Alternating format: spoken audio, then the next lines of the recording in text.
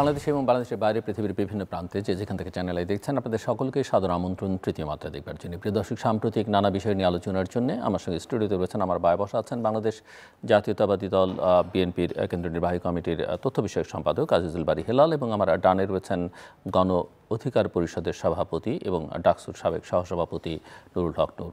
স্বাগত আপনাদের দুজনকে তৃতীয় মাত্রায়। আপনারা দুজনই প্রাক্তন ছাত্রনেতা। আমার প্রথম যেটি আপনাদের কাছ থেকে একটু বুঝতে চাওয়া, বাংলাদেশের বর্তমান পরিস্থিতির আলোকে ছাত্ররা দেশ শাসন করবে। ছাত্র জনতার একটা অভ্যুত্থান হয়েছে জুলাই আগস্টে। অনেকে পুরো ক্রেডিটটা শুধুমাত্র ছাত্রদের দিতে চান বা ছাত্রদের একটা অংশ বা অত্যন্ত ছোট্ট একটা অংশ সেই ক্রেডিটটা নিতেও চায়, কিন্তু ছাত্ররা বা ওই বয়সীরা দেশ শাসন করবে আপনারা কিভাবে দেখেন? এবং এখানে তো এখন ধরেন সংবিধান সংশোধন নানান কিছু হচ্ছে এবং ছাত্রদের এমপি যেন তারা হতে পারে বয়স কমিয়ে আনা হচ্ছে এবং 10% বিভিন্ন রাজনৈতিক দল যেন তরুণদের নমিনেশন দেয় সেই বিধি ব্যবস্থার কথা বলা হচ্ছে। তো আমি আপনাদের কাছ থেকে বিশ্ব বাস্তবতায় অভিজ্ঞতার আলোকে কি মনে করেন? আপনারা দুজনই ছাত্রনেতা ছিলেন। আজিজুল বারী হেলাল। ধন্যবাদ জিল্লু ভাই, এমন একটা তাৎপর্যপূর্ণ বক্তব্য আপনার প্রশ্ন তুলেছেন। আমি প্রথমে এই সম্বন্ধে একটু ঐতিহাসিক আলোকে ব্যাখ্যা করতে যাই যে 1870 সালে প্যারিসে যে প্যারি কমিউন হয়েছিল, সবাই জানেন, এটা শ্রমিক রাষ্ট্র গঠন হয়েছিল। আপনার এটা খুব সময় ফ্রেঞ্চ রেভলিউশনের থার্ড রিপাবলিকের পরে যে শ্রমিকরা আন্দোলনে বিপ্লবে বিজয় অর্জন করে তারা বলেছিল যে তারা দেশ শাসন করবে। অন্যান্য রাজনৈতিক দল বা বিপ্লবের আরও শক্তি শ্রমিকদের এই দাবি মেনে নিয়েছিল এবং শ্রমিকরা মাত্র 71 দিন প্যারি কমিউন চলেছিল, এরপরে কিন্তু সেই শ্রমিক রাষ্ট্র ভেঙে পড়েছিল। এটা হলো ঐতিহাসিক দিক দিয়ে অনভিজ্ঞতা এবং অদক্ষতার ফলে সেই প্যারিসের ফ্রান্স বিপ্লবের থার্ড রিপাবলিক আর টিকে থাকেনি। এখন কি আপনি বলছেন যে এটার সাথে আমি সিমিলারিটি বাংলাদেশটাকে করতে চাচ্ছি না, তবু আমি অতীতের এই ইতিহাসটাকে বললাম। এখন বাংলাদেশে যে গণ অভ্যুত্থানটা হলো, এরকম গণ অভ্যুত্থান 1990 সালে হয়েছে। হয়তো সেটার একটা পার্সপেক্টিভ ছিল, সেটার মাত্রা একরকম ছিল। আর এখন এই গ্লোবালাইজেশনের যুগে, এই ভার্চুয়াল যুগে এখন যে আন্দোলনটা হয়েছে, এটার তীব্রতা, এটার গুরুত্ব এটা অনেক বড়। এটা পৃথিবী বা বাংলাদেশের যে কোনো বিপ্লব থেকে অনেক বড় একটা। কিন্তু সেই বিপ্লবের যে ক্ষেত্র রচনা হয়েছিল গত 17 বছর ব্যাপী, যে জমিনটা রচনা হয়েছে শেখ হাসিনা বিরোধী বা ফ্যাসিবাদ বিরোধী বা মাফিয়া বিরোধী, ফ্যাসিবাদ যারা শেখ হাসিনাকে ফ্যাসিস্ট বলেন, শেখ হাসিনাকে কিছু ক্রেডিট দেওয়ার চেষ্টা করেন আমার ধারণা, যদিও এটা বলা আমার ঠিক না, কিন্তু তিনি ছিলেন মাফিয়া। এই মাফিয়া বিরোধী আন্দোলনে বাংলাদেশের সমস্ত স্তরের জনগণ যে রক্ত সংগ্রাম, যে লড়াই করেছেন, বিশেষ করে দেখেন শেখ হাসিনা যখন 8 সাল থেকে 11 সাল পর্যন্ত, তখন সে ছিল স্বৈরাচার। 11 সাল থেকে 18 সালের পরে সে ছিল ফ্যাসিস্ট। 18 সালের পরে সে মাফিয়ায় পরিণত হয়েছে। এই তিনটা যে যুগের কথা আমি বললাম, তখন বিভিন্ন রাজনৈতিক দল, বিএনপি সহ সমস্ত রাজনৈতিক দল জনগণকে আন্দোলনে ডেকেছে। কেউ আসছে, কেউ আসেনি। 12 সালে ডেকেছে, 16 সালে ডেকেছে, 18 সালে ডেকেছে, কিন্তু বিএনপি কন্টিনিউয়াসলি 17 বছর, অন্য অন্য যে রাজনৈতিক দল তারা সবাই, নূরদের রাজনৈতিক দল, কমিউনিস্ট রাজনৈতিক দল, ইসলামপন্থী রাজনৈতিক যত রাজনৈতিক সবাই কিন্তু আন্দোলন করেছে। 24 সালে যখন সবাই আসলো, তখন ফাইনালি এই আপনার মাফিয়াকে মানে বিদায় নিতে হলো, সবাই যখন আসলো। এখন আপনি যদি বলেন যে আমি এই জন্য বলি যে ফ্রেঞ্চ রেভলিউশনে যেমন নেপোলিয়নকে বলা হয় আপনার ফ্রেঞ্চ রেভলিউশনের সন্তান, যেমন 7ই নভেম্বরের বিপ্লবকে বলা হয়, প্রেসিডেন্ট জিয়াউর রহমানকে বলা হয় যে ওই বিপ্লবের সন্তান, ঠিক আমি মনে করি যে এই যে গণ অভ্যুত্থান 24-এর যেটা হলো, সেই গণ অভ্যুত্থানে উপসংহার টেনেছে যে বীর ছাত্র ভাইরা, তারাও কিন্তু 24-এর গণ অভ্যুত্থানের সন্তান। এখন ছাত্র বলতে কি শুধু আপনি বৈষম্য বিরোধী ব্যানারে যে ছাত্র এটা বোঝাচ্ছেন না, ছাত্রের তো একটা ডেফিনেশন আছে, ছাত্র রাজনীতির, ছাত্র নেতার। সমস্ত রাজনৈতিক দলের অঙ্গ সংগঠনগুলো ব্যাপকভাবে এই আপনার এই আন্দোলনে অংশগ্রহণ করছে। শুধু ব্যানারটাকে যদি আপনি হাইলাইট করেন, যেমন আমাদের চিফ অ্যাডভাইজার যেটা বলেছিলেন যে ছাত্ররা আমাকে বসিয়েছে, একটা শ্রেণীকে তিনি হাইলাইট করলেন, কিন্তু আসলে জনতার যে অংশগ্রহণ, তিনি এটা বুঝে বলুক বা না বুঝে বলুক, এটা কিন্তু আমাদের যে গণ অভ্যুত্থানের বৃহৎ ঐক্যকে কিছুটা হলেও আপনার বিনষ্ট করেছে। অনেকে বলেন যে এই গণ অভ্যুত্থানের মাস্টার মাইন্ড, আমি কোনোদিন শুনিনি। পৃথিবীর অনেক বিপ্লব পড়েছি, বিপ্লবের আপনি ফ্রেঞ্চ রেভলিউশন বলেন, আপনি মিশরের বিপ্লব বলেন, রাশিয়ার বিপ্লব বলেন, যত আমেরিকান বিপ্লব বলেন, মাস্টার মাইন্ড কথাটা আমি প্রথম শুনলাম। সেখানে মাস্টার মাইন্ড করে আবার আমাদের এই ঐক্যকে আপনার বিভক্ত করা হলো, এবং ক্রেডিট ক্লেইমের একটা সিনড্রোম দেখা দিচ্ছে। এর ফলে হচ্ছে কি, গণ অভ্যুত্থানের যে আমাদের যে ঐক্য গড়ে উঠেছিল, সে ঐক্যের মধ্যে খুবই সুচিন্তিতভাবে কেউ না কেউ আপনার ফাটল ধরিয়ে দিচ্ছে। আমি এর জন্য ছাত্র ভাইদেরকে দোষ দিব না, কারণ তারা আপনার তাদের যে চেতনা এবং তাদের যৌবনের যে তাড়না, সেটা নিয়ে যে বিপ্লবী কাজ করেছে, আমাদের জমিনের উপর দাঁড়িয়ে আমাদের সবার সাথে ঐক্যবদ্ধ হবে, এই জন্য তাদের একবার স্যালুট দিই। কিন্তু আমার বক্তব্য হলো, এই যে ক্রেডিট ক্লেম সিনড্রোম, যে যারা পিছন থেকে এই বুদ্ধিগুলো দিয়েছে, সেই সব ব্যক্তিগুলো কি আসলে বাংলাদেশের এই গণ অভ্যুত্থানের পক্ষে ছিল? সব ব্যক্তি কি বাংলাদেশের গণ অভ্যুত্থানকে টিকিয়ে রাখতে চায়? তারা কি বাংলাদেশকে গণতন্ত্রের পথে নিয়ে যেতে চায়? কারণ আপনি দেখেছেন যে গণতন্ত্রের প্রথম সোপান যে নির্বাচন, সেই নির্বাচনকে বিভিন্নভাবে বাধাগ্রস্ত করবার জন্য বিভিন্ন রকম বাইনারি তুলছে। কারা তুলছে? আপনি কি মনে করেন শুধু এই ছাত্র ভাইরা তুলছেন? না, তাদের পিছনে কেউ না কেউ আছে যে বলছে, যেমন সংস্কার ছাড়া নির্বাচন সম্ভব না। কে বলছে? তিনি চিহ্নিত, সবাই জানেন। কারা 2007 সালের 1/11 সৃষ্টি করে এই 17 বছরের ফ্যাসিবাদ তৈরি করেছিল, তারাই আবার বলছে যে নির্বাচন ছাড়া, সংস্কার ছাড়া নির্বাচন হবে ভয়াবহ ব্যাপার। যখন এটা রিজলভ হলো, অন্য অন্য রাজনৈতিক দলগুলো সবাই বলল যে হ্যাঁ, নির্বাচনটাই প্রয়োজন আমাদের, যেহেতু সরকারের পারফরমেন্সের একটা দুর্বলতা, এটা আরেকটা আলাপ। তখন দেখবেন তারা নতুন আরেকটি বাইনারি তুললো, কি যে আপনার স্থানীয় সরকারকে আগে নিতে হবে, এবং এই ফ্যাসিবাদ বিরোধী যে সমস্ত ফ্যাসিস্টের বিচার হওয়া উচিত, যারা এত হত্যা গুম খুন করেছে, তাদের বিচার সবাই চাই। একদল বলা শুরু করলে এদের বিচার করে তারপরে নির্বাচন। কত বড় একটা মানে অবুদ্ধিমানের মতো কথা। একটা বিচার শেষ হতে তো লাগে কতদিন, আপনার ফাইনাল ভার্ডিক্ট পেতে কতদিন লাগে? সব শেষ হয়ে তারপরে নির্বাচন। এতদিন সরকার চালানোর মতো তার দক্ষতা, যোগ্যতা এবং আপনার একটা অরাজনৈতিক সরকার দীর্ঘদিন থাকলে কি শূন্যতা তৈরি হবে, এগুলো কি তারা বোঝে না? অবশ্যই বুঝে তারা আপনার বাংলাদেশের এই অভ্যুত্থানকে বিভ্রান্ত করবার জন্য, আমাদের গণতন্ত্রকে বিভ্রান্ত করবার জন্য কোনো না কোনো মহল, কারণ আপনি জানেন আমাদের দেশের এই পরিবর্তনকে প্রতিবেশী রাষ্ট্র ভালোভাবে নেয়নি। প্রতিবেশী রাষ্ট্রের ব্রেন চাইল্ডরা এখনও বাংলাদেশে রয়ে গেছে, এবং পরাজিত মাফিয়াদের যে সমস্ত দোসর, তারা এখনও বাংলাদেশের শুধু প্রশাসনে না, পুলিশে না, আপনার শিক্ষাঙ্গনের বিভিন্ন ইনস্টিটিউশন সহ বিভিন্ন জায়গা তারা এখন পদায়ন হচ্ছে। তাহলে সংস্কারের যে কথাটা বলছেন, সেটা ইমপ্লিমেন্ট করবে কে? এই সমস্ত স্বৈরাচারের দোসররা?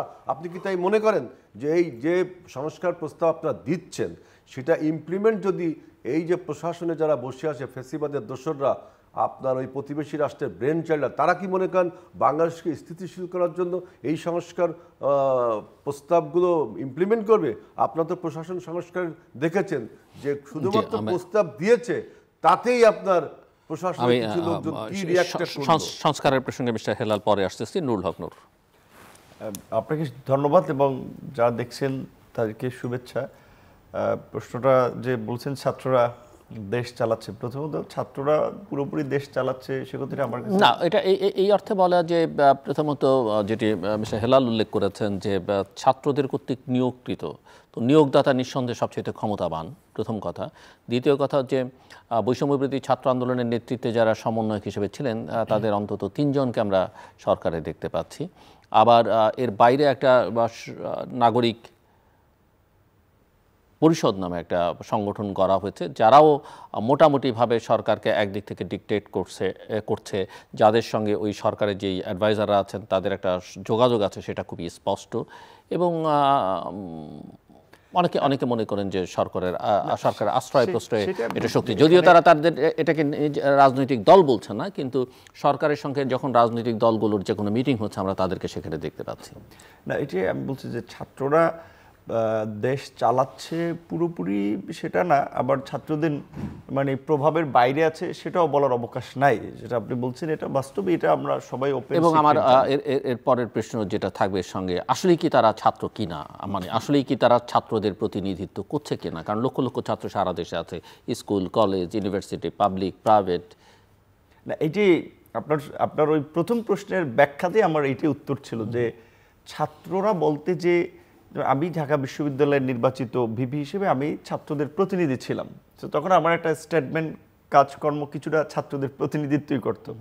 কিন্তু একটা ছাত্র সংগঠনের যখন প্রতিনিধি, তখন সে শুধু সংগঠনের বৈষম্য বিরোধী আন্দোলন সরকারি চাকরিতে বৈষম্যমূলক কোটা সংস্কারের জন্য হয়েছে 18 সালে, কিন্তু এই আন্দোলন আমরা শুরু করেছিলাম।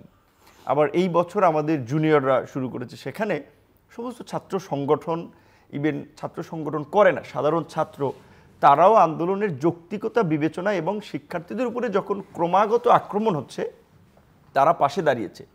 এবং যখন সেটা মাত্রা ছাড়িয়ে গেছে, যখন একটা পৈশাচিক বর্বরতা গুলি করে ছাত্রদের হত্যা করছে কিংবা একেবারেই রাস্তায় পিটিয়ে রক্তাক্ত করছে, সেই সময় ছাত্রদের কিন্তু অভিভাবকরাও নেমেছে এবং রাজনৈতিক দলগুলো তখন শেষ দিকে সিদ্ধান্ত নিয়েছে যে বাংলাদেশের ইতিহাসে মানে এই ডাইভার্সিটি অফ পাবলিক মানে পার্টিসিপেশন এরকম কখনোই ছিল না। ধনী, দরিদ্র, সাধারণ মানুষ, মানে সব শ্রেণী পেশার মানুষ ছিল এই আন্দোলনে। সেটা আমরা বলছি যে তাহলে আন্দোলনটা কিন্তু আর ছাত্রদের মধ্যে সীমাবদ্ধ ছিল না, আন্দোলন একটা গণ আন্দোলনে পরিণত হয়েছে। হয়তো শুরুটা ছাত্ররা করায়, তারা নেতৃত্বের পর্যায়ে ছিল। এখন যারা উপদেষ্টা পরিষদে আছে কিংবা বৈষম্য বিরোধী ছাত্রদের নেতৃত্ব দিচ্ছে, তারা কিন্তু 50% ছাত্রেরও প্রতিনিধিত্ব করে না, এটা একটা সত্য। এখানে বড় ছাত্র সংগঠন, ছাত্র দল, ছাত্র শিবির, ছাত্র ইউনিয়ন, ছাত্র অধিকার পরিষদ, অনেক ছাত্র সংগঠন আছে যারা সরাসরি রাজনৈতিক দলের ছাত্র সংগঠন, তারা কিন্তু এই বৈষম্য বিরোধী ছাত্র আন্দোলনের বর্তমান অ্যাক্টিভিটিসের সাথে নাই। তারা একটা ছোট্ট অংশের প্রতিনিধিত্ব করছে। এবং আপনি যে কথা বলছেন, এই প্রশ্নটিও অনেকের করা উচিত এবং দরকার। আমি দেখলাম যে আমার সাথে কাজ করে বিরতি নিয়েছে 2-3 বছর, চাকরিতে ঢুকেছে, তারা দেখি এখন হঠাৎ করে বিভিন্ন বৈষম্য বিরোধী জেলা কমিটির সমন্বয়ক পরিচয় দিয়ে ডিসি অফিসে, এসপি মিটিং আমি দেখি, মাঝে মাঝে টেলিভিশনেও দেখি যে তার ছাত্রত্ব শেষ হয়েছে আরও 5-7 বছর আগে, আর তারা বৈষম্য বিরোধী ছাত্র আন্দোলনের প্রতিনিধিত্ব করছে। এমনকি এটা দেখি জেলা থেকে উপজেলা পর্যায়ে। প্রথমত এই আন্দোলনটা উপজেলা পর্যায়ের ওই রকমের আন্দোলন ছিল না, শিক্ষা প্রতিষ্ঠান কেন্দ্রিক এবং শেষ দিকে জেলা বা প্রধান প্রধান শহরগুলো কেন্দ্রিক আন্দোলনটা হয়েছে। এখন অনেক রাজনৈতিক দলের নেতারা বলে যে ইউনো অফিসে, থানায়, ডিসি অফিসে, এসপি অফিসে গিয়ে দেখি এই সমন্বয়ক বা ছাত্র নেতৃবৃন্দ, তারা যেতে পারে তাদের কাজের প্রয়োজন হলে। তো এই জন্য আমি বলছিলাম যে একটা গৌরবোজ্জ্বল ছাত্র রাজনীতির ইতিহাস আছে, ছাত্র আন্দোলনের ইতিহাস আছে। সেই দায়বদ্ধতার জায়গা থেকে কিন্তু আমরা ছাত্রলীগের নির্যাতন নিপীড়নের মুখেও একটা আপসীন লড়াই করেছি শিক্ষার্থী তথা সাধারণ মানুষের ভোট, ভাত এবং গণতন্ত্রের অধিকার আদায়ের জন্য। কিন্তু আজকে আমি উদ্বিগ্ন হচ্ছে এই কারণে যে ভবিষ্যৎ একটা বিপদগামী প্রজন্ম তৈরি হচ্ছে, যে তারা অনার্স, আপনার ফার্স্ট ইয়ার, সেকেন্ড ইয়ার কিংবা ইন্টারমিডিয়েটে থাকা অবস্থায় তারা আঞ্চলিক বা কমন শব্দ ইউজ করলে ধান্দাবাজিতে জড়িয়ে পড়ছে। তারা ডিসি অফিসে যাচ্ছে তদবিরের জন্য, টেন্ডার কাজের আপনার তদবির করার জন্য, সুপারিশ করার জন্য, কিংবা এসপি অফিসে যাচ্ছে পুলিশ সদস্য নিয়োগের জন্য, কিংবা পুলিশের আইজিপির সাথে দেখা করছে এসআই নিয়োগের জন্য, বিভিন্ন কমিশনের সাথে প্রভাবিত করে বিভিন্ন কাজে তাদের চিন্তাটাকে সেখানে প্রতিফলন ঘটাচ্ছে, তাদের আকাঙ্ক্ষার প্রতিফলন ঘটাচ্ছে। তো এখন ছাত্ররা যদি শিক্ষার্থী অবস্থায় এই রকমের একটা কার্যক্রমে অভ্যস্ত হয়ে পড়ে, তারা যখন 10-15 বছর পরে রাজনীতি করে জাতীয় রাজনীতিতে আসবে, তাদের দ্বারা দেশ জাতি কি পাবে? তো সেক্ষেত্রে আমি এটা ভেবে খুব উদ্বিগ্ন হচ্ছি, একটা গৌরবোজ্জ্বল আন্দোলন, ইতিহাস সৃষ্টিকারী আন্দোলনের মধ্যে দিয়ে একটা অসৎ এবং আমি মনে করি যে আপনার একটা ধান্দাবাজ প্রজন্ম তৈরি হওয়ার কিন্তু চান্স আছে, তৈরি হয়েছে, আমি পুরোপুরি বললেই চান্স আছে। কারণ যখন দেখবে অন্যান্য শিক্ষার্থীরা যে তারা অনার্স সেকেন্ড ইয়ার ফার্স্ট ইয়ারে পড়ে তারা এই ধরনের তদবির, সুপারিশ, ব্যবসা বাণিজ্য, এফবিসিসিআই, বিকেএমই, আপনার বিভিন্ন ধরনের প্রতিষ্ঠানের সভাপতি, সেক্রেটারি নির্বাচন করার জন্য ছাত্রদের কাছে যাচ্ছে, ডিসি, এসপি, সচিব হওয়ার জন্য ওই ছাত্রদের পেছনে ঘুরছে।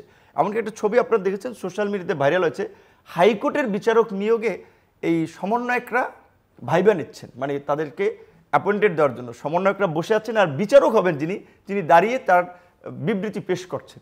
তো এই যদি চিত্র হয়, এটা তো একটা ভয়ঙ্কর চিত্র।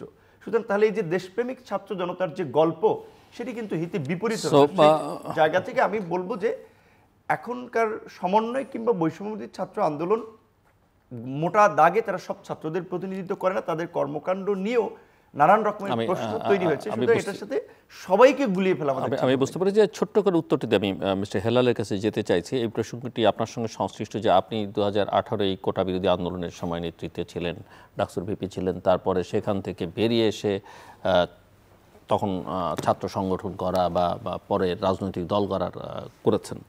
এখন যেটা শোনা যাচ্ছে, সামনে নির্বাচন হতেই হবে, এটা এখন 25-এ হোক আর 26-এর মাঝামাঝি হোক, অথবা কেউ দীর্ঘায়িত করবার চেষ্টা করুক, কিন্তু নির্বাচনের কোনো বিকল্প বাংলাদেশের সামনে নেই। সেখানে একটা ধারণা আছে যে ক্ষমতার আশ্রয় প্রশ্রয় থেকে এই বৈষম্যবিরোধী ছাত্র আন্দোলনের একটা অংশ তারা একটা রাজনৈতিক সংগঠন, রাজনৈতিক দল করতে চাইছে। এখন ওই নাগরিক অধিকার রাজনৈতিক দল কিনা সেটা নিয়ে প্রশ্ন আছে, কিন্তু সেই প্রক্রিয়ার মধ্যে আছে। আপনার কাছে কি মনে হয় এটা কতটা অ্যাকসেপ্টেবল হবে রাজনৈতিক দলগুলোর কাছে এবং সাধারণভাবে মানুষের কাছে? এই দেশে যে কিংস পার্টি যেটা ক্ষমতার বলয় থেকে ডিজিএফআই কিংবা সামরিক বাহিনীর পৃষ্ঠপোষকতায় সরকারের এবং আপনি তাদের মাইন্ডসেট ভালো জানার কথা, কারণ এদের অধিকাংশই বিভিন্ন সময় আপনার সঙ্গে কাজ করেছে, আপনার সঙ্গে ছিল।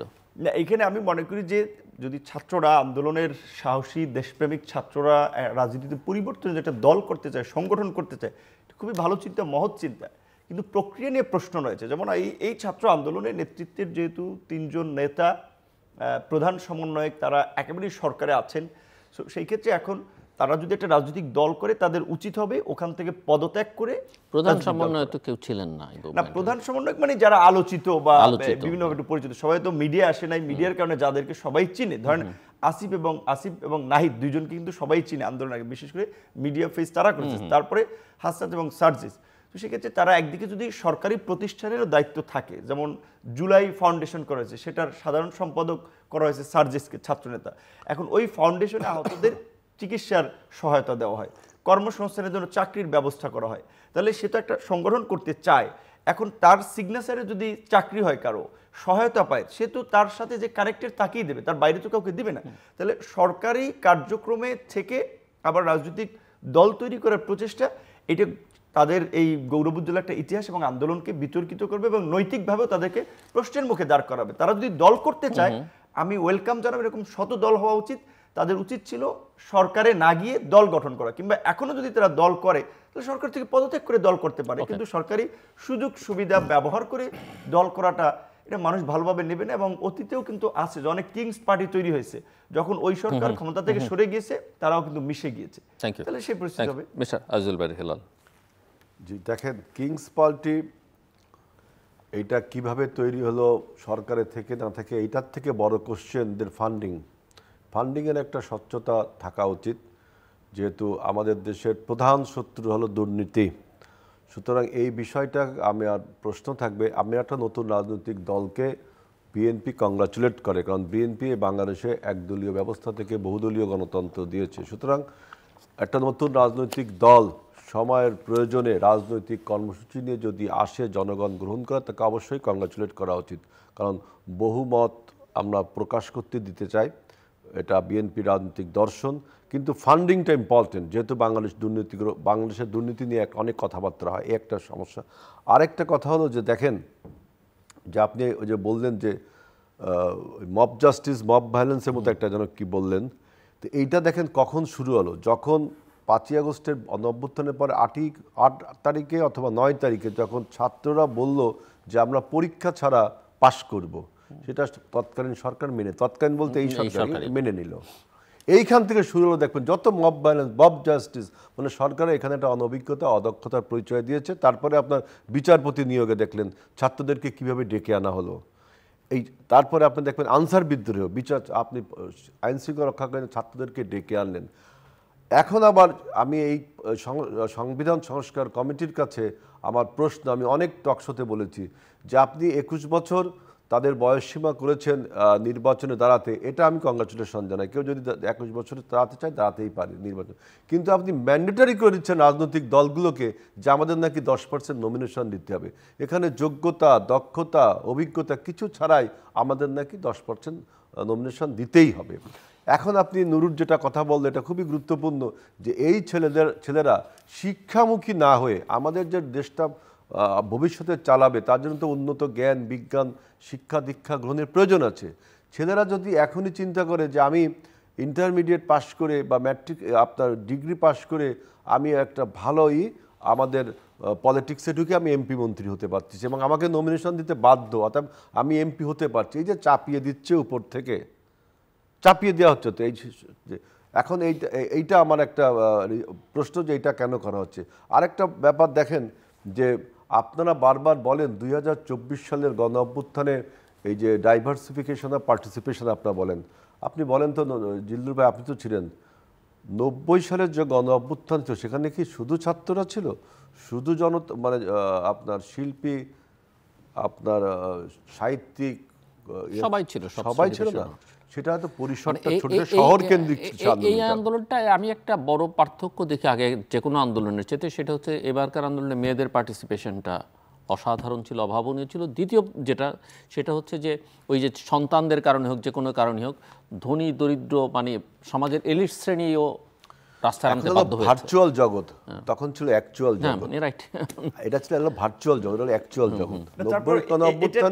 90 গণ অভ্যুত্থানে ঢাকা বিশ্ববিদ্যালয়ের সমস্ত মেয়েদের হল থেকে কারফিউ ব্রেক করার জন্য, ছেলেদের হল থেকে কিন্তু তখনও বেরোয়নি। আপনি জানেন রোকেয়া হল, শামসুন্নাহর হল, তখন দুটো হল ছিল, আর একটা কুয়েত মৈত্রী হল ছিল, তখন নতুন হয়েছিল। এই তিনটা হল থেকে হল মিছিল বের করে, সেই ছবিগুলো এখনো আছে, কারফিউ ব্রেক করা ছিল এরশাদের প্রথম। এবং আপনার বিভিন্ন আপনার খেলোয়াড়, সাহিত্যিক, বুদ্ধিজীবী, তখন তো ঢাকা বিশ্ববিদ্যালয়ে আপনার জ্ঞান বিজ্ঞানের একটা বাতিঘর ছিল। মানে সেই শিক্ষকরা বিকাল বৈকালিক আড্ডা, বিভিন্ন জায়গায় আপনার স্টাডি সার্কেল, সবাই। আমি তখন ছাত্র বিশ্ববিদ্যালয় একটা হলের আমি তখন সেক্রেটারি, আমি তখন ফজলুল হক ছাত্র দলের সেক্রেটারি। আমি দেখেছি এই আন্দোলনে, আমি নিজেও একজন সক্রিয় কর্মী ছিলাম, ছাত্র শিক্ষক সবাই আমরা আন্দোলনে যাচ্ছি, কিন্তু ওরা অ্যাকচুয়াল জগৎ অত প্রচার পায়নি। আবার দেখেন আপনি যদি 69কে আপনি যদি বিচার করেন, 69-এর গণ অভ্যুত্থানের যে শুরু হয়েছিল কোথার থেকে, সেই রাওয়ালপিন্ডির থেকে, যার ঢেউ বাংলাদেশে এসে পড়ে বাংলাদেশে পাকিস্তানের সরকার পদত্যাগ করলো, আপনার আইয়ুব খান, তাই না? সেই আন্দোলনের ক্যারেক্টারটা, সেইটারও একটা বৈচিত্র্য ছিল। আপনি একটা কোনোটার থেকে কোনোটাকে প্রায়োরিটি দিতে পারেন। হ্যাঁ, এইটা আপনি দেখছেন ভার্চুয়াল জগতে, অবশ্যই এটাকে আমরা জানি এটা একটা বড় আপনার আন্দোলন। এই জন্য আপনি এই আন্দোলনকে বলছেন যে আন্দোলনের যারা অংশীদার, মানে যারা ছাত্ররা যে উপসংহার টানলো, তাদেরকেই আপনি সব ক্রেডিট, আমরাও তাদের ছাত্রদেরকেই ক্রেডিট, কারণ বাংলাদেশের যত আন্দোলন হয়েছে সব কিন্তু ছাত্ররাই করেছে, কিন্তু ছাত্ররাই বিপ্লবী হয়ে ক্ষমতায় গেছে এবার প্রথম। এইটা নিয়ে একটা ডিবেট হতে পারে, এটা কি কতটুক যৌক্তিক কতটুক অযৌক্তিক, যে একটা ছাত্র কেবল হয়তো মাস্টার্স শেষ করে, আর কেউ তো ছাত্র দীর্ঘ সময়ের জন্য থাকে না, একটা সময় তো তার ছাত্রত্ব শেষ হয়ে যায়। এই প্রথম আমি বাংলাদেশে দেখলাম যে একটা রানিং স্টুডেন্ট তিনিও ক্ষমতায় গেলেন। এটা কতটুকু যৌক্তিক, এটা একটা ডিসকোর্সে আলোচনা হতেই পারে।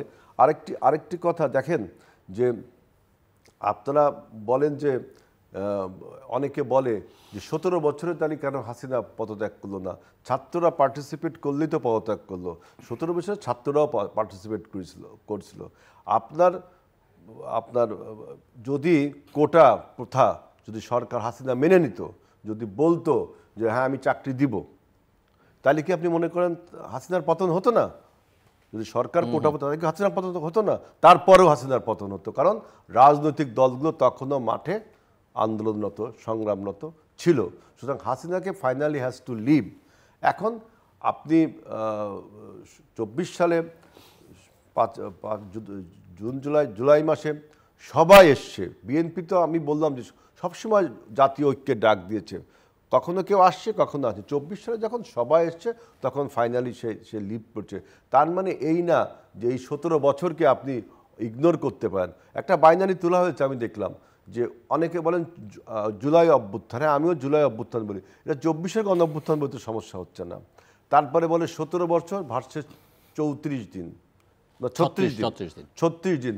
তাহলে আমি তখন বলি যে রাশিয়ার বিপ্লবে যে লাস্ট 40 দিনে যে যার সরকারের পতন হলো, আপনি বই পড়েছেন দুনিয়া কাঁপানো 40 দিন, দুনিয়া কাঁপানো 10 দিন, দুইটা বই আছে এখানে দেখবেন, 40 দিন একটা বই আছে, 10 দিন, কেউ 40 দিন কেউ 10। তাহলে যে রাশিয়ায় যে দীর্ঘদিন যে লেনিন যে কমিউনিস্ট বিপ্লব করলো, সেই বিপ্লবকে কি আপনি ইগনোর করেন?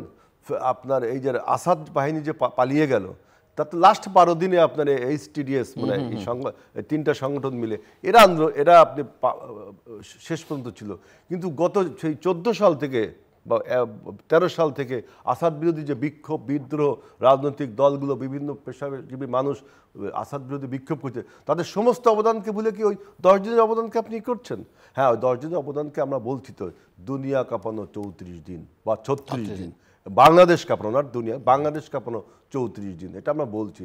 দ্যাট ডাজ নট মিন যে আপনি অন্য অন্য রাজনৈতিক শক্তিগুলোকে ইগনোর করে আপনি এখন নতুন নতুন তথ্য দিচ্ছেন। যেমন দেখেন যে প্রোক্লেমেশন অফ রেগুলেশন, এইটার প্রয়োজনীয়তা সবাই অনুভব করে, কিন্তু আপনি কেন 5ই আগস্টের আগে দিলেন না, এটা একটা প্রশ্ন। 5ই আগস্টের আগে দিলেন না কেন? কারণ আপনি 5ই আগস্টের আগে যে আমাদের প্রত্যয় ছিল, যে আশা আকাঙ্ক্ষা ছিল, সেটাকে যদি আপনি 6 মাস পরে প্রকাশ করতে চান, তাহলে এখানে কিন্তু ম্যানুফ্যাকচারিং, এক্সাজারেশন, ম্যানিপুলেশন এগুলো হতেই পারে। এবং এই জিনিসটাকে যদি আপনি যে সমস্ত রাজনৈতিক দল বা আমরা ফ্যাসিবাদ বিরুদ্ধে আন্দোলন করছি, আমাদের সাথে আলোচনা করাই যেতে পারতো যে আমাদের এই প্রোক্লেমেশনটা দেওয়ার, সবাই আলোচনা একটা জেন্টেলম্যান ডিসকাশন হতেই পারতো। তা নাহলে আপনি ডিকটেট করছেন এটা করতে হবে। তারপরেও তো দেখেন বিএনপি এরা গুরুত্ব অনুধাবন করে, বিএনপি এই ছাত্র ভাইদের এই অনুধাবন করে আমরা কিন্তু সংলাপে আমরা বসেছি, কথা বলেছি। তো নুরুল হক নূর, একটু এটা তো এই প্রোক্লেমেশনের প্রসঙ্গটা আসলো, সেটা একটা বড় প্রশ্ন যে 5 মাস পরে আসলে এই প্রসঙ্গটা কেন আসলো। দ্বিতীয় প্রশ্ন হচ্ছে যে ইতিমধ্যেই সংস্কার কমিশন, 4টে সংস্কার কমিশন তাদের সুপারিশমালা সরকারের কাছে হস্তান্তর করেছে, যদি আরও 1 মাস সময় তারা নিজেদের মধ্যে বোঝাপড়ার জন্য নিয়েছে। সেগুলো সম্পর্কে আপনাদের প্রতিক্রিয়া, সেন্সিটিভ যেই সংস্কারগুলো মানে রাজনীতির সঙ্গে সরাসরি যুক্ত, সেই সংস্কার কমিশনগুলোই তাদের প্রস্তাবনা ইতিমধ্যে দিয়েছে। আমি ব্যক্তিগতভাবে মনে করি এখন এই সংস্কার কমিশনগুলো যত সুন্দর সুন্দর প্রস্তাবনা দেখ না কেন, তার অধিকাংশই বাস্তবায়ন হবে না। কারণ জুলাই গণঅভ্যুত্থানকে কেন্দ্র করে 5ই আগস্টের পূর্বে যে জাতীয় ঐক্য ছিল, 5ই আগস্টের পরে এখন সেটা আগে যেভাবে ঐক্য ছিল ওটা নানানভাবে এখন বিভক্ত। কে বিনষ্ট করলো এটা? বিভক্তিটা কিছুটা হবে, এটা ন্যাচারাল, কারণ ওই সময় সকলের টার্গেট ছিল এক ফ্যাসিস্ট হাসিনার পতন। তবে এতটা বিভক্তি এবং বিপরীত মেরুতে অবস্থান নেবে এইটা প্রত্যাশিত ছিল না। এর জন্য আমি প্রধানত দায়ী করব ইউনূস স্যারের সরকারকে, কারণ তার প্রতি উইথ দি প্রপার রেসপেক্ট, যে এত লার্নেড অভিজ্ঞ একজন মানুষ আমরা সরকার প্রধান পেয়েছিলাম, তা তো এটা নিশ্চয়ই বোঝা উচিত ছিল বা উপলব্ধি করা দরকার ছিল। রাষ্ট্র একটা রাজনৈতিক প্রতিষ্ঠান, এই রাজনৈতিক প্রতিষ্ঠান রাজনীতিবিদদেরকে ছাড়া পরিচালনা সম্ভব নয়। সবচেয়ে লেটেস্ট উদাহরণ ছিল 1/11-এ চেয়েছিল আর্মি রাজনীতিবিদদেরকে এক্সক্লুড করে মাইনাস ফর্মুলা বাস্তবায়ন করতে। সে সময় তার কাছে গিয়েছিল, তিনি সাড়া দেন নাই, কিন্তু সেই অভিজ্ঞতাটা তো তার সামনে জলজান্ত আছে। এইবার যখন ছাত্ররা তাকে গভর্নমেন্টের হেড হওয়ার জন্য অনুরোধ করলো, তিনি দায়িত্ব নিয়েছেন, নিয়ে কিন্তু তার একটা রাজনৈতিক সরকার আন্দোলনের অংশীজনদেরকে নিয়ে গঠন করা দরকার ছিল। কিন্তু তিনি বরাবরের মতোই কিছু সুশীল সমাজের প্রতিনিধি, কিছু এনজিও ব্যাকগ্রাউন্ডের লোকজনকে নিয়ে সরকার গঠন করলেন, এবং 5 মাসে সেই সরকার ঠিক গঠনের সময় যতটা সমর্থন পেয়েছিল একেবারে আমি মনে করি সেটা ফল করেছে। এখন যদি একটা জরিপ করা যায়, 50% মানুষ এই সরকারকে ক্ষমতা থাকতে সমর্থন করবে কিনা আমি সন্দেহান। কিন্তু একই সাথে আমি একটু কথা বলে নেই, আমি কিন্তু শুরুর দিকে ব্লাইন্ডলি এই সরকারকে সাপোর্ট করেছিলাম, ব্ল্যাঙ্ক চেক দেওয়ার মতো, যে যতদিন সংস্কারের জন্য প্রয়োজন এই সরকার ততদিন থাকবে, আমরা সমর্থন দিব। কিন্তু সরকারগত 5 মাসের কর্মকাণ্ডে আমরা এখন দেখতেছি, প্রথমত তিনি রাজনৈতিক ঐক্যটা ধরে রাখতে পারেন নাই। বিশেষ করে যেই ছাত্ররা নেতৃত্ব ছিল কিংবা জাতীয় ঐক্যের কেন্দ্রবিন্দুতে ছিল, সেই ছাত্ররাও নানান ইস্যুতে রাজনৈতিক দলগুলোতে ফাটল তৈরি করেছে, এবং ছাত্রদের ক্রেডিবিলিটি কিন্তু তারা হারাচ্ছে আস্তে আস্তে। যেমন ধরেন, তারা রাষ্ট্রপতিকে অপসারণ করার মুভ করতে চেয়েছে, পারে নাই। তাদের যদি আগের মতো সংগঠিত শক্তি থাকতো ঠিকই কিন্তু তারা রাষ্ট্রপতিকে সরিয়ে দিত। তারা সংবিধান বাতিল করতে চেয়েছে, ৭২-এর সংবিধান থাকবে কি থাকবে না সেটা রাজনৈতিক সিদ্ধান্ত হবে, আমি একা বললে তো আর সেটা হবে না। কিন্তু ছাত্ররা চেয়েছিল, পারে নাই। ৩ নম্বরে জুলাই ঘোষণাপত্র তারা দিতে চেয়েছিল, পারে নাই। বারবার পেছনে ফিরে আসাটাই কিন্তু তাদের যে শক্তি বা সমর্থনটা আগের মতো নেই, এটা কিন্তু একটা প্রমাণ। তো তাহলে তারা যেটা পারবে না, কেন সেই ইস্যু তুলে বিভক্তি তৈরি করছে, মুখোমুখি দাঁড় করাচ্ছে? বিএনপি একভাবে বলছে আমি এবং একটা ইন্টারেস্টিং দিক, যেদিন আপনাদের সঙ্গে সরকারের সংলাপ হলো জুলাই ঘোষণাপত্র নিয়ে, সেই দিন বিএনপির জাস্ট একজন নেতার মুখ থেকে এটি বেরিয়েছিল তারা নাও যেতে পারে, এবং এই যে ১-২ ঘন্টা তাদের যাওয়ার সিদ্ধান্ত এবং না যাওয়ার সিদ্ধান্তের মধ্যে যেই সেন্সিটিভিটি এবং যেই সেন্সেশন গোটা দেশ জুড়ে তৈরি হলো, সেটাই তো প্রমাণ করে যে আসলে রাজনৈতিক দল এবং বিশেষ করে বিএনপি রাজনৈতিক দল হিসেবে কতটা প্রভাব বিস্তার করতে পারে। যে তারা যাবে না, এই আওয়াজ শোনার সঙ্গে সঙ্গেই তো পুরো জিনিসটা কিন্তু অন্যরকম হয়ে গেছিল। না, সেখানে আমি যতদূর বুঝি, আমি ঢাকার বাইরে ছিলাম এবং আমি বিভিন্ন জায়গায় কথা বলছিলাম, ২-৩টি পার্টি যায়ও নাই, সিপিবি সহ ২-৩টি পার্টি যায়ও নাই, এবং যারা গিয়েছে তারা তো পরিষ্কারভাবে ক্ষোভ ব্যক্ত করেছে। যেমন আপনি একটা গভর্নমেন্টের অফিসিয়াল মিটিংয়ে সমস্ত রাজনৈতিক দলগুলোকে দাওয়াত দিচ্ছেন, এটিকে প্রেমপ্রীতির মেসেজ আপনি একটা হোয়াটসঅ্যাপে মেসেজ করে দিচ্ছেন রাত ১০টায়, রাজনৈতিক দলগুলো ছুটে যাবে, আপনার অফিসিয়াল একটা চিঠি পাঠাবেন, একটা ফোন করবেন, একটা মেইল করবেন, কোনো ফর্মালিটি ছিল না। অনেক দলকে দাওয়াত দেওয়া হয়েছে মিটিংয়ের কয়েক ঘন্টা আগে। এটা কি আপনার একটা পিকনিক? এটা আপনি বন্ধুবান্ধবের সার্কেলদের সাথে আড্ডা দিবেন যে আপনি ফোন দিবেন আর চলে আসবে? তো এটা নিয়ে ক্ষোভ প্রকাশ করেছে যে দলগুলোকে দাওয়াত দেওয়া নাই, যেই ডকুমেন্ট নিয়ে আলোচনা হবে সেই ডকুমেন্ট তাদেরকে পাঠানো হয় নাই, এবং এই ডকুমেন্টটা কারা তৈরি করেছে সেটা অনেকে জানতে চেয়েছে যে ডকুমেন্টটা কোথা থেকে আসলো, আপনারা কি তৈরি করেছেন? তাহলে আমাদের সাথে আলোচনা আগে আপনারা কিভাবে তৈরি করলেন? আমাদের মতামত কারা তৈরি করেছে, উত্তর পেয়েছেন আপনারা? সেটা সরকার পক্ষ থেকে উত্তর পাওয়া যায়নি। তবে ইউনূস স্যার তার বক্তব্যে বলেছে যে ছাত্ররা এটা দেওয়ার জন্য আগ্রহ পোষণ করেছে। তবে আমি মনে করি যে এই গণ অভ্যুত্থান ভবিষ্যতে যেন কোনো প্রশ্ন তৈরি না করে, কিংবা এইটার কোনো আইনি কিংবা সাংবিধানিক ভিত্তি নিয়ে ভবিষ্যতে যেন কেউ প্রশ্ন না উঠাতে পারে, সেই জন্য একটা ঘোষণা থাকা দরকার। মানে এত ইনসিকিউরিটি কেন? ৯০-ও কি এই প্রশ্ন উঠেছে যে আমরা একটা ঘোষণাপত্র দিতে হবে বা প্রোক্লেমেশন দরকার? ওইটাও তো একটা অভ্যুত্থান ছিল, এক স্বৈর শাসকের পতন ছিল। মানে এই ইনসিকিউরিটিটা ৫-৬ মাস পারে আসলো কেন? যেটা মিস্টার হেলাল বলছেন, এটা যদি অগাস্ট হতো তার একটা মিনিং ছিল যে না ঠিক আছে, আমরা একটা তখন তো সবই শুনতে ভালো লেগেছে, নতুন বাংলাদেশ, নতুন স্বপ্ন, নতুন স্বাধীনতা। এখন কিন্তু আর এগুলো শুনতে সবাই ভয় পায়। আমি মনে করি যে অনেক স্বপ্নে ইতিমধ্যে তারা দুঃস্বপ্নে পরিণত করে ফেলছে, অনেকের জন্য আতঙ্ক তৈরি করে ফেলেছে 5 মাসের কাজে। এখন তাদের কিছু মনে হবে এটা ন্যাচারাল। তবে হ্যাঁ, এটা অগস্টে দিলে ভালো হতো, কিংবা অগস্টের পরে সেপ্টেম্বর, অক্টোবর, পরবর্তী 2-1 মাসে দিলেও ভালো হতো। কিন্তু এখন দেওয়ার তাদের হয়তো মাথায় ছিল না, আমি যেটা অন্য কিছু, সেটা আমি জানি না। তবে আমি তার সাথে একমত যে এখন দিলে অনেক কিছু সংযোজন হবে, বিয়োজন হবে, কেউ মনের মাধুরী মিশিয়ে তার কৃতিত্ব জাহির করার চেষ্টা করবে। সেই ক্ষেত্রে গত মিটিংয়ে কিন্তু এটা আলোচনা হয়েছে, একেবারেই প্রেসাইসলি একটা ঘোষণাপত্র 2-4 লাইনের একটা ডকুমেন্টেশন, এটা 2-4 পৃষ্ঠার প্যারা হয় না, যেটা দেখেছে। এবং এখানে ইতিহাস কিংবা এত কিছু টানার দরকার নাই। এই গণ অভ্যুত্থানটা কোন প্রেক্ষাপটে হয়েছে, গণ অভ্যুত্থানের লক্ষ্য উদ্দেশ্য কি, এইটুকু আমি মনে করি 2-4 লাইনের একটা ছোট্ট ঘোষণাপত্র হতে পারে। এখন এখানে কিন্তু সব দল বলেছে, কেউ বলেছে শাপলা চত্বরে যে হত্যাকাণ্ড হয়েছে সেটাই ঘোষণাপত্রে আসতে হবে। আমরা বলেছি 2018 সালে এই আন্দোলনের আমরা পাইওনিয়ার, সুতরাং আমাদের সেই আন্দোলনের কন্ট্রিবিউশন তুলে ধরতে হবে। গত 1.5 দশকে যারা লড়াই সংগ্রামে না, কিন্তু আমি বলছি যে এগুলো ঢুকিয়ে এই ঘোষণাপত্র দিলে তাতে কি লাভ হবে, কার লাভ হবে, কি ক্ষতিবৃদ্ধি হবে, রাজনৈতিকভাবে দেশের কি কল্যাণ হবে? আমি শুধু জাস্ট এক লাইন আপনার কাছ থেকে এটা শুনতে চাই, তারপর আমি মিস্টার হেলালের কাছে। এটা তো ছাত্রদের কাছ থেকে প্রধানত আসছে। ছাত্রদের হয়তো প্রত্যাশা তাদের একটা ঐতিহাসিক ডকুমেন্ট বা ইতিহাসের তারা যে স্টেক হোল্ডার, সেটা স্বীকৃতি তারা আদায় করে নেবে, বা ধরেন তারা চায়, এটা তাদের জায়গা থেকে একটা প্রত্যাশা হতে পারে। আমার জায়গা থেকে সিম্পল আন্ডারস্ট্যান্ডিং থেকে আমি মনে করি বাংলাদেশের 75-এ যারা ধরেন ওই সময়ের যারা হিরো ছিল, পরবর্তীতে আমরা দেখছি তারা কিভাবে নির্মম পরিণত হয়েছে। অনেকে ইতিহাসের হিরো ভিলেনে পরিণত হয়েছেন, প্রেক্ষাপটের গণজাগরণ মঞ্চের কথা আপনি স্মরণ করেন, গণজাগরণ মঞ্চের কথা। তো 90-এর পরিবর্তন, আর এটা যেটা আপনার ইন্ট্রোডাকশনে আপনি বলেছেন, এটা অবশ্যই স্বীকার করতে হবে যে ধানমন্ডি, বনানী কিংবা গুলশানের এই উঁচু তলার মানুষেরা বাংলাদেশের কোনো গণ অভ্যুত্থানে এইভাবে রাস্তায় নামে নেয়। কেন নেমেছিল?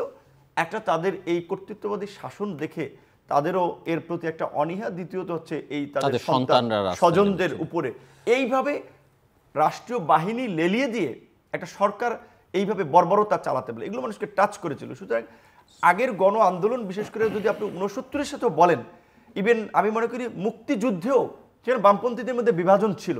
এইভাবে হাসিনার পতনের প্রশ্নে যেভাবে ঐক্য তৈরি হয়েছিল, বাম ডান ধর্মভিত্তিক সংগঠন, সময়টাও গুরুত্বপূর্ণ। শাহজুল বেলাল হেলাল, আমি যে প্রশ্নটা মিস্টার নূরকে করছিলাম যে সংস্কার প্রস্তাব 4টে ইতিমধ্যে অত্যন্ত গুরুত্বপূর্ণ, যেটা পলিটিক্সের সঙ্গে অত্যন্ত সম্পর্কিত, সবই পলিটিক্সের সঙ্গে সম্পর্কিত, কিন্তু সংবিধান, নির্বাচন এগুলো তো এমনকি পুলিশের কথা আমরা যদি বলি, এই বিষয়ে আমার বক্তব্য হলো, দেখেন যে সংস্কার প্রস্তাবগুলো দিয়েছে আমাদের দল বিএনপি, এটা আমাদের যে পলিসি মেকাররা আছে তারা এটা নিয়ে বসবে, আলোচনা করবে। আমি আমার ব্যক্তিগত কিছু মতামত এবং রাজনৈতিক কর্মী হিসাবে আমি কিছু মতামত দিতে পারি। তার আগে আমি নূরের একটা কথার সাথে আমি কিছু সংযোজন করতে চাই, যে যদি আপনার সেন্সাস করা হয় বা জরিপ করা হয়, সার্ভে করা হয়, তাহলে 50% লোক চাইবে না যে এই সরকার থাকুক। তাহলে তার পরিবর্তে কি হবে? তাহলে কি গণঅভ্যুত্থান থাকলো?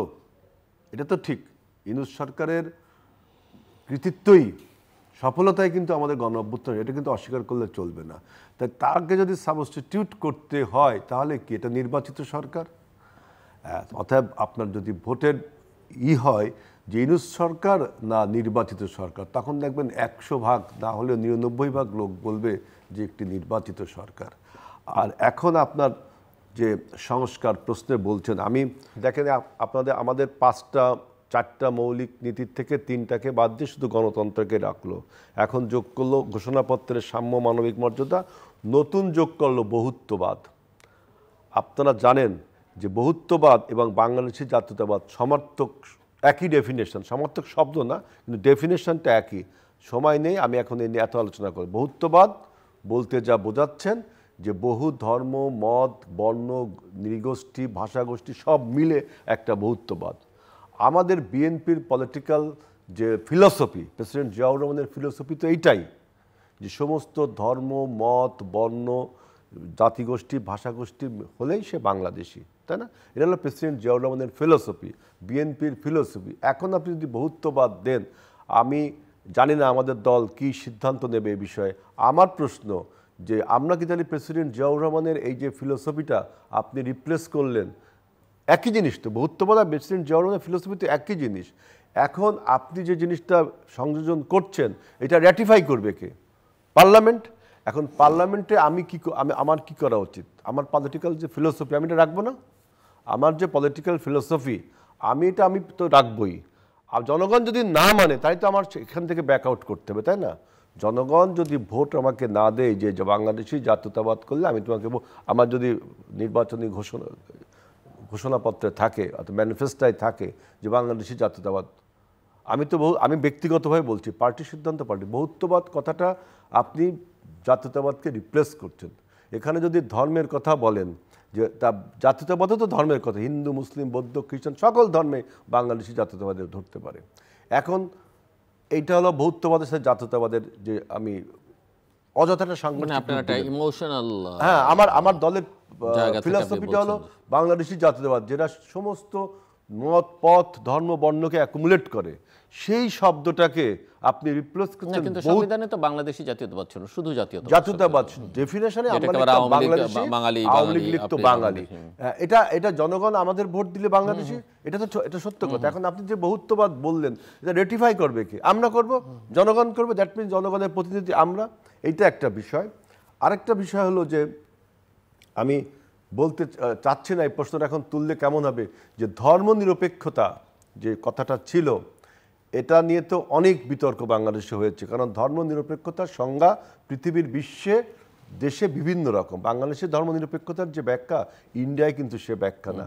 ইভেন ধর্মনিরপেক্ষতা কথাটা যে ওয়েস্টার্ন থেকে উঠেছে, সেখানেও ব্যাখ্যা আর একরকম, তাই না? এখন আপনি এই ধর্মনিরপেক্ষতাকে বাদ দিয়ে বলছেন যে বহুত্ববাদের মধ্যে আমি ঢুকিয়ে দিলাম, সেটা তো বাংলাদেশি জাতীয়তাবাদ সেটাকে ধারণ করছে। এখন আমার একটা প্রশ্ন যে আমাদের শহীদ প্রেসিডেন্ট জিয়াউর রহমান তিনি বলেছিলেন যে তার মৌলিক প্রশ্নে ধর্মনিরপেক্ষতার জায়গায় তিনি লিখেছিলেন যে সর্বশক্তিমানের প্রতি আস্থা এবং বিশ্বাস। তা আপনি দেখেন দিল্লুর ভাই, যে বাংলাদেশের কত পার্সেন্ট লোক সর্বশক্তিমানের উপর বিশ্বাস করে, ধরতে গেলে 99% লোক। কারণ যে ধর্মেরই হোক, যে বর্ণেরই হোক, যে মতের হোক, সবাই কিন্তু সর্বশক্তিমানের উপর আস্থা এবং বিশ্বাস রাখে। গুটি কয়েক নাস্তিক এবং প্রকৃতিবাদী খুবই মানে নেগলিজেবল, তারা ছাড়া বাংলাদেশের সব বেশিরভাগ লোকে আপনার আস্তিক্যবাদে বিশ্বাস করে। আস্তিক্যবাদের সাথে কিন্তু ধর্মের কোনো সম্পর্ক নেই, এটা কিন্তু মনে রাখতে হবে। সুতরাং আমি মনে করি যে আপনি ধর্মনিরপেক্ষতা যদি উঠিয়ে দেন, তাহলে আমাদের নেতা প্রেসিডেন্ট জিয়াউর রহমান যেটা বলেছিলেন যে সর্বশক্তিমানের উপর আস্থা এবং বিশ্বাস, যেটা আমরা এখনও আমাদের সংবিধানে, আমাদের পার্টির যে ঘোষণাপত্রে সেখানে আমরা রেখেছি। সুতরাং আপনি একটা জিনিস দিলেন আমাদেরকে, ধর্মনিরপেক্ষতার পেশটা কিন্তু প্রেসিডেন্ট জিয়াউর রহমান একটা কথা বলেছিলেন, আপনারা সবাই জানেন যে সেইটা দেখেন, সেটা কত ভাগ লোক গ্রহণ করেছে। আমি মনে করি 99.99% লোক গ্রহণ করছে, কারণ গুটি কয়েক প্রকৃতিবাদী এবং গুটি কয়েক নাস্তিকবাদী। ধর্মের সাথে আমি কিন্তু বললাম যে আস্তিক্যবাদের কোনো সম্পর্ক নেই, এটা একটা অন্য জিনিস। সব ধর্ম বর্ণের লোকই কিন্তু সেই আপনার সৃষ্টিকর্তাকে বিশ্বাস করে। এই প্রশ্নটারও একটি উত্তর হওয়া উচিত আমি মনে করি। জি, নুরুল হক নূর। সংস্কারের প্রশ্নে বেশ কিছু ভালো এবং যুগোপযোগী প্রস্তাবনা আছে, যেগুলো যদি গ্রহণ করা যায় সেটা বাংলাদেশের রাজনীতিতে একটা বড় পরিবর্তন আনবে। ধরেন বিএনপি কিংবা আওয়ামী লীগের মতো যেটা বলে বুর্জোয়া পার্টিগুলো কিংবা ডাইনাস্টি বেস পার্টিও, সেখানে আওয়ামী লীগ তো নাই, এখন বিএনপি আছে, যেখানে রিফর্মের প্রশ্নে পার্টির প্রধানরা পরিষ্কারভাবে বলছে 2বার বেশি প্রধানমন্ত্রী পক্ষে না তারা। 21 বছর সংসদ সদস্যর যে বয়সটি বলা হচ্ছে, এখন তো বর্তমানে 25 বছর আছে, কিন্তু 25 বছরের 25 জন কিন্তু সংসদ সদস্য নাই। 21 বছর এটা এখনকার তরুণ প্রজন্মকে, এই আন্দোলনের স্পিরিটকে হয়তো প্রাধান্য দিয়ে করা হচ্ছে। আগামী সংসদ নির্বাচনেও আরেকটা কথা বলা হচ্ছে 21 জনও পাবেন না। 21 বছর 10% তরুণদের দিতে হবে, এখন এটা তো তারা প্রস্তাব করেছে। হ্যাঁ, এইটা তারা এই রাজনৈতিক দলগুলোর সাথে আলাপ করেই কিন্তু আবার প্রধান সরকারের প্রতিনিধিরা ঠিক করবেন। এখন বিএনপি কাকে মনোনয়ন দিবে কিন্তু বিএনপি ঠিক করবে, আমার দল থেকে আমরা কাকে মনোনয়ন দিচ্ছি আমরা ঠিক করবো, সেটা তো আপনার আরেকটা কমিশন চাপাই দিলে হবে না, যে আপনার দিতে হবে। এবং তরুণদের যেটা, এখনকার তরুণদের আমাদের যদি গ্রাজুয়েশন শেষ করতেই তো 21 বছর লেগে যায়, তাহলে তো ইন্টারমিডিয়েটে থাকা অবস্থায় কিংবা অনার্সে অধ্যয়নরত অবস্থায় পার্লামেন্টে ঢুকবে, এবং সেই ক্ষেত্রে একজন সংসদ সদস্য সে হবে, সংসদ সদস্যর কাজ কি, সে কতটুকু এই সম্পর্কে প্রিপেয়ার হচ্ছে, সেক্ষেত্রে এইটা করা একটা রুলস হয়েছে, সুযোগ হয়েছে। যদি তারা সেইভাবে প্রস্তুত হতে পারে তাহলে তারা এমপি হিসেবে হবে। আবার সবাই তো সেই চান্সও পাবে না। 10% এটার আমি মনে করি যে দল ঠিক করবে কোন দল কিভাবে। এখন ছাত্রদের দল হচ্ছে, আমরাও তো এর আগে যেমন নারীদের মনোনয়নের ব্যাপারে ছিল যে 30% মনোনয়ন দিতে হবে, কমিটিতে রাখতে হবে। এটা দেখেছেন আপনি যে এই যে আরপিও করা হয়েছে, একটা সুন্দর নিয়ম করা হয়েছে 2008 সালে। এই এত বছরে সম্ভব হয়েছে বাংলাদেশের আর্থসামাজিক প্রেক্ষাপটে 33 তো দূরের কথা, 13% নারী প্রতিনিধিত্ব আওয়ামী লীগ বিএনপির মতো বড় দলে আছে, তাহলে আপনি একটা বিশাল লিমিট দিয়ে দিচ্ছেন, এটা তো অবাস্তব। এবং আমি আপনাকে বলছি এই 33% নারীর প্রতিনিধিত্ব বাস্তবায়ন করা আরও 33 বছর ডিফিকাল্ট। আমরা নারীর ক্ষমতায়ন চাই, উইমেন এম্পাওয়ারমেন্ট চাই, আমরা সমতাভিত্তিক সমাজ করতে চাই। বাংলাদেশের এই সোসাইটির কথাও চিন্তা করতে হবে। এখানে রাজনৈতিক ক্ষেত্রে নারীদেরকে কতটুকু তার পরিবার থেকে সাপোর্ট করা হচ্ছে, সমাজ কিভাবে দেখছে। এই আপনার 53 বছরে যেটা পরিবর্তন হয় নাই, রাতারাতি সেটা পরিবর্তন হবে না। সুতরাং চিন্তার ক্ষেত্রে তো বাস্তবমুখী হতে হবে। সেক্ষেত্রে যেমন আবার আরও কিছু পরিবর্তন, এই সংসদের মেয়াদ 4 বছর থেকে 5 বছর, 5 বছর থেকে 4 বছর করা হয়েছে। এটি খুবই ভালো একটা প্রস্তাব। 5 বছর পর ইলেকশন হবে, 4 বছর, এখানে আপত্তি থাকার কথা না কারো। দ্বিকক্ষ বিশিষ্ট এমনিতে তো বিএনপির যে 31 দফা, আমার ধারণা আপনারাও তো এন্ডোর্স করেছেন সেই 31 দফা, মানে মিত্র হিসেবে মতামতের ভিত্তিতেই 31 দফা, সেখানে সে সময় দ্বিকক্ষ বিশিষ্ট সংসদের কথা বলা হয়েছে। এবং আরেকটা বাস্তবতা হচ্ছে 31 দফা 2024 আন্দোলনের আগে সেটা তৈরি করা হয়েছিল। এখনকার এই আন্দোলনের স্পিরিট এবং মানুষের সাইকোলজি কিংবা আকাঙ্ক্ষার জায়গা থেকেও কিছু নতুন প্রত্যাশা তৈরি হয়েছে, যেটা বিএনপির, আমাদের আন্দোলনের শরিক দল বিএনপির চেয়ারম্যানও বলেছে 31 দফার সাথে আরও বর্তমানের চিন্তা ভাবনাকে আমরা যুক্ত করতে পারি। সেটা যদি বিএনপি ধারণ করে সেটা খুবই একটা ভালো চিন্তা ভাবনা হয়। সেই জায়গা থেকে এখন যে আনুপাতিক নির্বাচনের যে বিষয়টা আসছে, আনুপাতিক নির্বাচনের কথা বলছে যে দ্বিকক্ষ বিশিষ্ট পার্লামেন্টের উচ্চ কক্ষে অ্যাপ্লাই করা হবে, তাহলে তো আনুপাতিক হচ্ছে। তো এই ধরনের সংস্কারগুলো কিন্তু করা যেতে পারে। এবং গত কিছুদিন আগে একটি পত্রিকায় যে জরিপ প্রকাশিত হয়েছে যে জাতীয় নির্বাচনের আগে 65% মানুষ স্থানীয় সরকার নির্বাচন চায়। এখন আমি কিন্তু এখানে একমত যে নির্বাচন এখন যত দ্রুত দেওয়া যাবে বাংলাদেশের অর্থনীতি, কোন নির্বাচন? জাতীয় নির্বাচন, বাংলাদেশের অর্থনীতি স্থিতিশীলতা ফিরিয়ে আনা এবং নতুন কর্মসংস্থান এবং দেশকে এগিয়ে নিয়ে যাওয়াটা তত সহজ হবে। কিন্তু একটা লেজে গোবরে অবস্থার মধ্যে আবার ইলেকশন কিন্তু ফ্রি ফেয়ার একটা ক্রেডিবল ইলেকশন ইন্টারন্যাশনাল স্ট্যান্ডার্ডে গ্রহণযোগ্য সেটিও করা সম্ভব না। তার জন্য প্রয়োজনীয় রিফর্মগুলোর জন্য কিছুটা সময়ের প্রয়োজন হচ্ছে। সেটা যদি এই বছর ডিসেম্বরের মধ্যে হয় কিংবা প্রধান উপদেষ্টা বলেছেন আরও +-6 মান্থ, সেটা হতে পারে আলাপ আলোচনা সাপেক্ষে। কিন্তু লোকাল ইলেকশন এখন কিন্তু লোকাল গভর্নমেন্টটাই, সিটি কর্পোরেশন, পৌরসভা, উপজেলা চেয়ারম্যান না থাকার ফলে কিন্তু লোকালি মানুষ মারাত্মক ধরনের আপনার সমস্যার সম্মুখীন হচ্ছে। সেই ক্ষেত্রে জাতীয় নির্বাচন যদি রাজনৈতিক দলগুলো একমত হয় এটা করা যেতে পারে। যদি ধরেন এই বছর ডিসেম্বরেও ন্যাশনাল ইলেকশন করে, মার্চ এপ্রিলের মধ্যে জাতীয় আমাকে একটু বলেন তাহলে লোকাল গভর্নমেন্টের যে নাই এখন ক্রিয়াশীল নাই কেন? নাই বিতর্কিত নির্বাচনে ভোট ডাকাতি কারচুপির নির্বাচনে যারা ছিল ভয়ে ছিল থাকতে পারতো না, থাকতো না, বাকি যারা রান করতো। মানে লোকাল নির্বাচন করার দায়িত্বটা কার? না, এখন লোকাল নির্বাচন করা স্থানীয় সরকার মন্ত্রণালয়, অন্তর্বর্তীকালীন সরকারের কি সেই দায়িত্ব? আর লোকাল নির্বাচন বলতে 3টা লেয়ার, আমি যদিও একটু ইন্টারভেন করছি তোমার কথার মধ্যে, যে আপনার জেলা পরিষদ, উপজেলা পরিষদ প্লাস ইউনিয়ন পরিষদ, এই যে হিউজ টাস্ক, এবং পৌরসভা এই হিউজ টাস্ক, এই করার মতো দক্ষতা কি এই সরকারে আছে? যেখানে যে অন্যান্য সরকার 3 মাসে একটি জাতীয় নির্বাচন করেছে এবং অনেকটা ক্রেডিবল ইলেকশন, বিশেষ করে 2001 সাল পর্যন্ত, 91 সালে 2001, তিনি 6 মাস চলে গেল, এখনো জনগণের ভোগান্তি শেষ হলো না। আপনার আইন শৃঙ্খলা রক্ষার অবনতি হলো, আপনার দ্রব্যমূল্যের ঊর্ধ্বগতি আরও হবে, চালের মূল্য পর্যন্ত বৃদ্ধি হয়েছে। তিনি তো মানুষকেই শান্তি দিতে পারছে না। সেখানে এটা একটা হিউজ টাস্ক যদি তুলে দেওয়া হয় তাহলে তো আমি দেখলাম জাতীয় নির্বাচন তো বরবাদ হয়ে যাবে, অর্থাৎ গণ অভ্যুত্থানের সব স্বপ্নই কিন্তু বিফল হয়ে যাবে। আমি আসছি হেলাল আপনার কাছে। নূর জাস্ট ক্লোজিং রিমার্ক শেষ করতে হবে আপনাকে। মনে করি যে বর্তমান দেশ যে একটা সংকট কাল পার করছে, এই সংকটটা তো হঠাৎ করে তৈরি হয়নি। গত 16 বছরের অর্থনৈতিক সংকট এই সরকারকে মোকাবেলা করতে হচ্ছে। এখন শেভরন কিংবা কাতার ভিত্তিক গ্যাস কোম্পানি তাদের বিলের জন্য সরকারকে চিঠি দিচ্ছে। এই বিলটা কিন্তু এই সরকার এসে বানায় নেই। সেক্ষেত্রে এই ক্রাইসিসটা কিন্তু পরবর্তী ইলেক্টেড গভর্নমেন্ট এসেও তাকে ফেস করতে হবে। সেখানেও গুড গভর্নেন্সের একটা প্রশ্ন, করাপশনকে চেক দেওয়ার একটা বিষয়, এটা কিন্তু রাতারাতি পরিবর্তন হবে না। এখানে এখন এই সরকারকে দিয়ে যতটুকু আগিয়ে নেওয়া যায়, আমি মনে করি সেটা ইলেক্টেড গভর্নমেন্টের জন্য সুবিধা হবে। বিশেষ করে বাংলাদেশের প্রেক্ষাপটে আমরা তো অত উদার এবং ওই ধরনের একটা রাজনৈতিক পরিবেশ তৈরি করতে পারি। বাংলাদেশের 53 বছর ইতিহাসে দেখা যাচ্ছে যেই সরকারই ক্ষমতায় ছিল, প্রশাসন থেকে শুরু করে রাষ্ট্রযন্ত্রকে একটা দলীয়করণ করে স্থানীয় সরকার নির্বাচনেও কিন্তু প্রভাব বিস্তার করার চেষ্টা করেছে। তো এইবার আমরা চাচ্ছি এখান থেকে আমরা বের হয়ে আসি। এই গভর্নমেন্ট যদি জাতীয় নির্বাচনের পাশাপাশি একটা লোকাল ইলেকশন করতে পারে, এইটা পরবর্তী ইলেক্টেড গভর্নমেন্টের জন্য একটা উদাহরণ হবে।